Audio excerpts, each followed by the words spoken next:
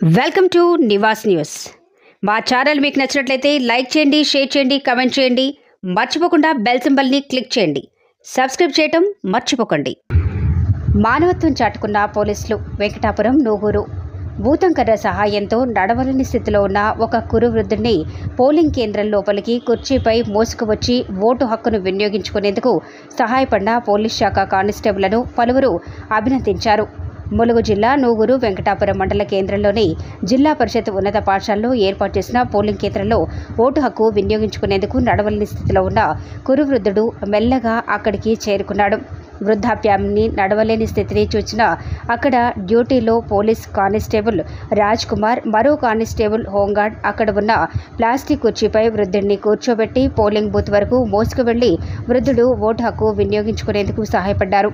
అలాగే ఓటు హక్కు వినియోగం తర్వాత తిరిగి పోలింగ్ కేంద్రం నుండి బయటకు తీసుకొచ్చి ఇంటికి క్షేమంగా చేరేందుకు అక్కడ వారికి అప్పగించారు. పోలీస్ కానిస్టేబుల్ యొక్క మానవత్వాన్ని మరియు శభాష్ పోలీస్ అన్న అంటూ పలువురు ఈ సందర్భంగా కొనియాడారు.